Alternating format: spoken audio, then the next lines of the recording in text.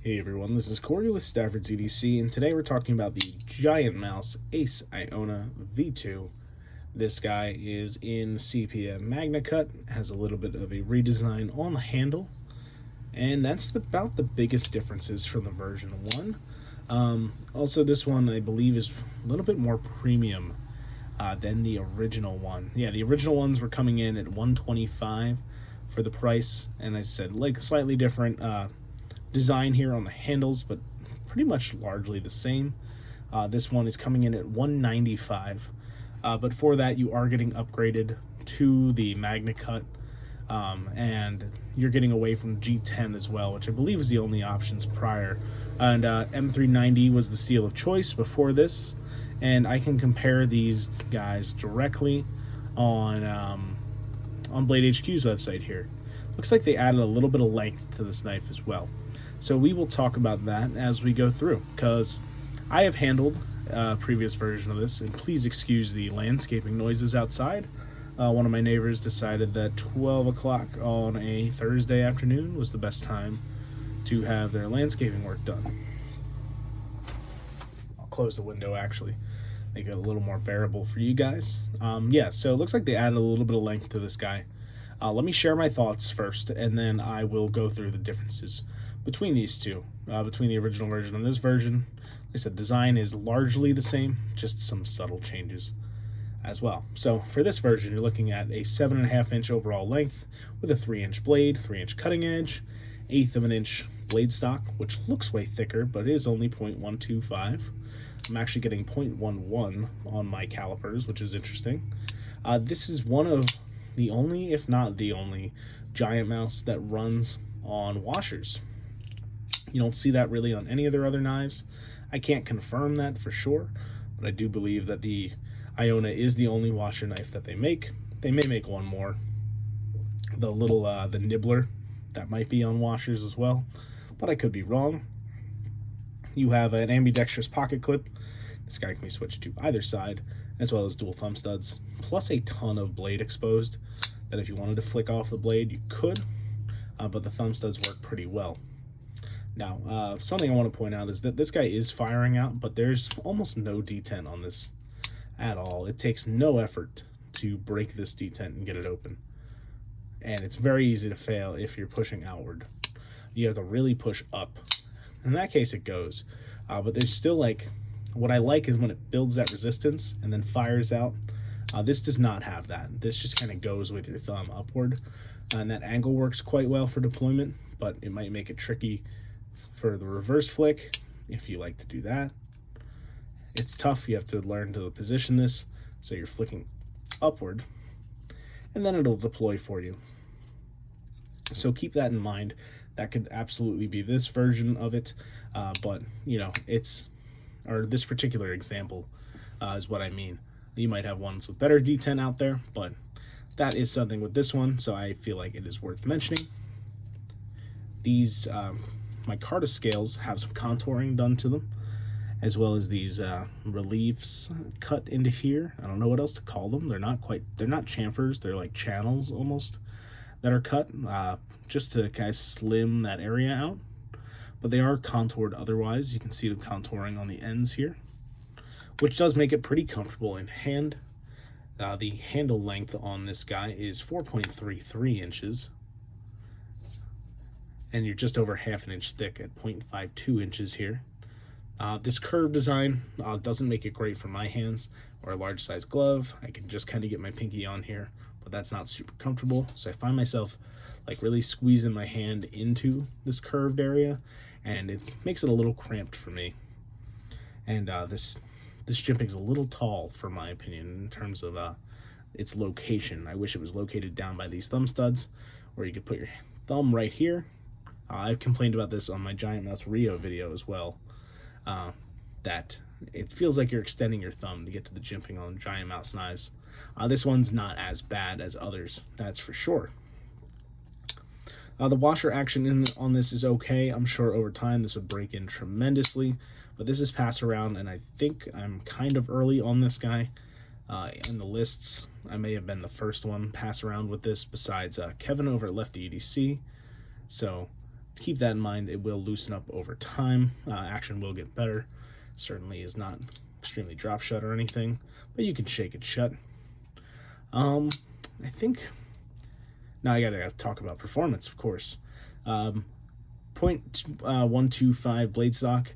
Thinner than that would be lovely. It would be great. And you have an almost full flat grind. You can see there's just a little bit of flat right up in this area here, but the grind makes it all the way to the tip otherwise.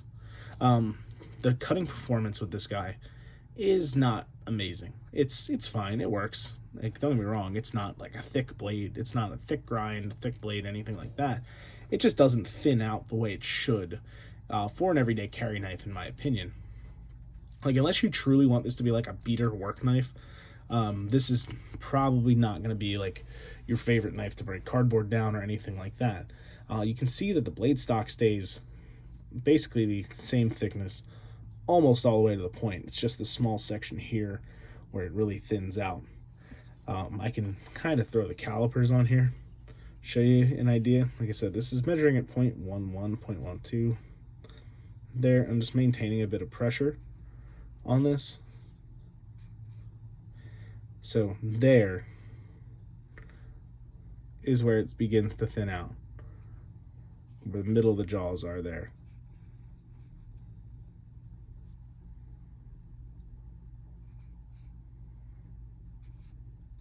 You can see how far up on that blade I am. So it's essentially from this point right here forward, where it is not the full thickness of the spine, which of course makes for a very strong tip. A tip you really don't have to worry about breaking, because it does not get thin behind that tip at all. There's a lot of meat up there, but does not lead to a good slicing and cutting performance. The flat grind on this does not get thin at all. You know, I mean, it's reasonably thin, but it's kind of ground at a fairly steep angle from the blade stock thickness. You can see that like the edge bevel's quite small on this, and I think that's largely because the actual ground bevel, I'm having a hard time showing this off. Maybe this will be the best way to show it off. You can see the angles that this forms, and I don't have like a straight edge. I guess I kind of do. You can see the angle that this is ground at. You can see the way that those intersect. That's a fairly large angle for a flat grind. It could be a lot flatter. This could have gotten a lot thinner, certainly by the time it met the edge.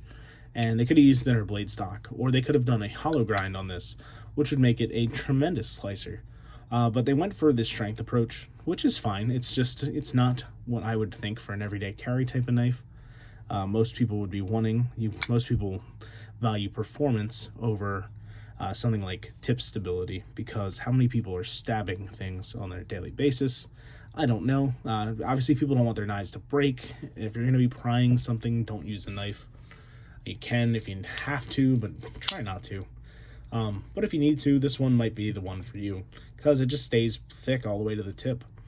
And yeah, I mean, it leads to cutting performance that's not where you want it to be. I went on a massive rant about using thick blade stock on this video of the Ace Rio, because this uses even thicker blade stock at 0.13 inches, and still does not get as thin as it needs to be, but is better in terms of thinness than this guy, because it does thin out further away from the tip as well.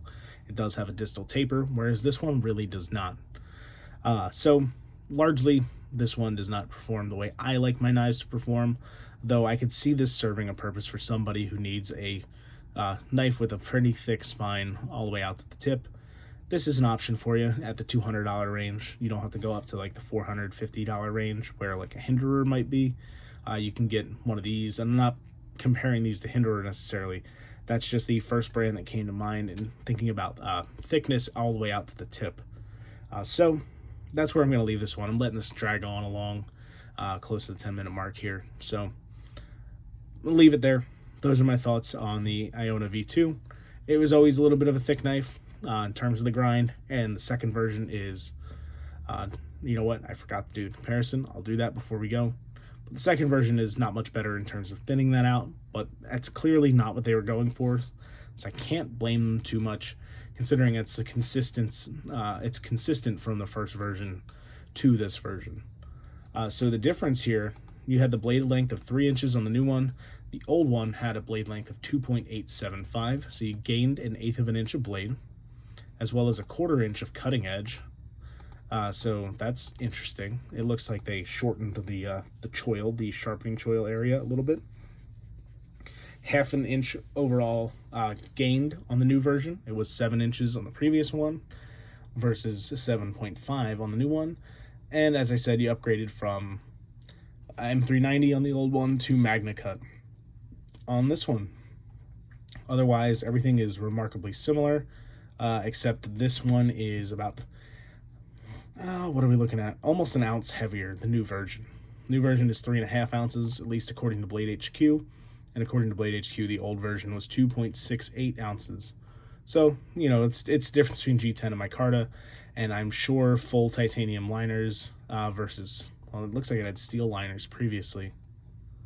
And does it tell me on here? Does not tell me the liner material on. All right, no, it's a steel liner still, so I'm not sure where that extra ounce is coming from. I don't think it's from the 1/8 of an inch of steel for the blade, but you have a extra ounce here compared to the old version with the steel liner as well. So at least you got some strength there. But yeah, some big differences between the old version and the new version. Slightly thinner blade stock on the old version as well, with 0.12 versus the 0.125 on the new version. Hopefully you enjoyed hearing the comparisons there, because I took the time to do them. Didn't even come to mind until starting the video. So again, thanks for watching. Let me know your thoughts on this guy down below, and let me know if you think this was that much of an upgrade over the V2. $70 more, an ounce heavier, 0.9 ounces heavier, and touch thicker blade stock, not significantly. And MAGNACUT, really, 1/2 an inch. Yeah, I already said the 1/2 an inch part. So yeah, let me know your thoughts. Think this was an upgrade? Do you think they should have just introduced micarta or whatever to the previous version? Let me know your thoughts down below. Thanks for watching. Hope you guys enjoyed. Have a great day. Take care.